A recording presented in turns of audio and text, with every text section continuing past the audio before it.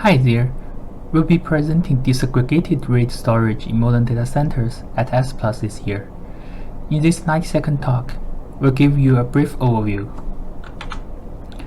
Recently, disaggregated storage becomes practical and popular in data centers. It helps infrastructure owners to scale compute and storage independently. On the contrary, parity-based RAID is a classic solution for enterprise storage where actual data durability and availability are needed. You may be wondering, does building RAID on top of disaggregated storage give us a block device with both consolidated power of RAID and the flexibility of disaggregated storage? The answer is yes and no. You have the benefits, but gonna pay quite some actual cost. The key challenge is the tension between limited NIC bandwidth and the amplified I/O of RAID. That's why you need DRAID. DRAID tackles the problem with both a fundamental architecture change and system designs targeting modern hardware. We'll explain in details at the main event why the P2P architecture is a must and how we fully utilize the power of IDMA NICs and NVMe SSDs. If this talk interests you, please come to our presentation. We're looking forward to seeing everyone in Vancouver. Hey ASPLOS, what's interesting about reconfigurable virtual memory for FPGA-driven I/O?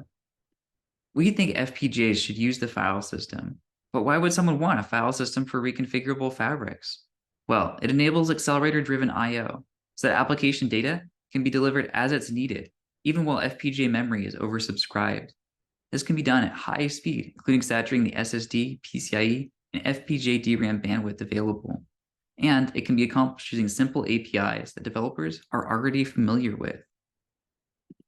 How do we do it? Well, we utilize a variety of techniques, including using DRAM for TLBs and incorporating a variety of hardware operating system components. We evaluate our system on huge data sets of over 120 gigabytes and demonstrate throughputs of up to 54 gigabytes a second and speedups of up to 64 times that of state-of-the-art work. Want to hear more about our system? Come to our talk at session 5B on Tuesday. We hope to see you. Hi everyone, I am Junhan, a PhD student from UIUC. In this lightning talk, I will introduce how we build LeFTL, a learning-based software translation layer for SSDs. The performance and the capacity of SSDs have increased significantly. For example, the PCIe bandwidth, the embedded processors, and the flash capacity have all been improved. However, the SSD DRAM is still the bottleneck. In its DRAM, SSD maintains an address mapping table. As we increase the SSD capacity, the memory footprint of the mapping table will also increase. However, its DRAM capacity is less scalable. If we reduce the mapping table size, this can reduce the SSD manufacturing cost and benefit its performance. In our work, we use learning-based techniques to reduce the mapping table size. With a simple yet effective regression approach, we can compress multiple mapping table entries into a single learned index segment, which has less memory consumption. Based on our study, this can reduce the mapping table footprint by 20.9 times. The saved memory can also increase the data cache size and improve the storage performance by 1.4 times. We present LeFTL, a learning-based flash translation layer for SSDs. It addresses several challenges. To mitigate relearning overheads, it manages the learned index segments in a log structure manner. Moreover, LeFTL gracefully handles mispredictions using out-of-band metadata. LeFTL also preserves core FTL functionalities with optimized flash allocation and coordinated GC. If you want to learn more, welcome to my talk at session 5B. Zone namespaces, or ZNS, is a solution to the flash translation layer garbage collection problem that severely reduces SSD performance under certain workloads, shown in this graph. In our work, we present 4 ZNS-related challenges in designing Raisin, which is our system for providing RAID-like reliability and striping for arrays of ZNS SSDs. We implemented Raisin as a device mapper logical volume in Linux, and we show that it achieves high performance through our evaluation on real ZNS SSDs. These ZNS-related challenges can be divided into 2 main categories. Those that are caused by the immutability of data that's been written, and those that are caused by the requirement to write addresses in order. Lack of overwrites makes updating persistent metadata and parity difficult.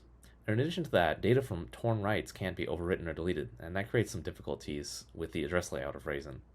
The lack of random writes causes a bit more of a subtle problem, where Raisin has to track implicit persistence guarantees between blocks in the same logical zone. So Raisin solves all these challenges to outperform standard software RAID tools by up to 14 times on workloads that experience on-device garbage collection, and Raisin efficiently utilizes the full performance of all the devices in the array. In addition to this, Raisin takes advantage of the ZNS interface to rebuild failed and replaced devices faster than existing approaches. Finally, Raisin is open source and available on GitHub. My name is Thomas, and I'm looking forward to seeing you at our full talk. Thank you. Hi, my name is Mohammad Amin Ajdari from HPDS Research and Sharif University of Technology.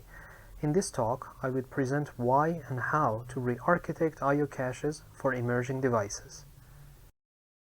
In recent years, I/O-intensive and performance-sensitive applications have become popular. Conventional SSDs are no longer sufficient to meet the performance demands. Thus, new storage devices such as Optane DIMMs have emerged to provide multi-million IOPS and minimal latency, but they are very expensive, which make their usage difficult. Instead of fully relying on SSDs or emerging devices, I/O caching have appeared as a suitable trade-off, providing high performance of emerging devices and low cost of SSD arrays. As you know, SSD caching on HDDs have been researched extensively. Can we reuse those results? We observed that the performance expectations from those conventional environments are significantly different from the emerging environments. This demands a reanalysis of I/O cache architectures. We propose a cache analysis framework with three key ideas. First, using industry-grade I/O caches for valid evaluations. Second, generating variety of I/O patterns covering enterprise workloads. Third, a combination of per-component targeted I/O patterns, system-wide profiling, and source code analysis, resulting in deep architectural insight. For more details, please join our talk. Hello, this lightning talk is about Prism optimizing key-value store for modern heterogeneous storage devices. Traditionally, storage systems, including key-value stores, have utilized the storage hierarchy for cost efficiency. And this approach categorizes the storage devices into performance and capacity devices. So, at this point, we carefully investigated the characteristics of modern storage devices. Then we can find out that it is difficult to simply separate into two layers. Furthermore, current hierarchical storage systems have constraints in fully drawing the great potential of modern heterogeneous storage devices. Our solution is Prism, a novel key value store.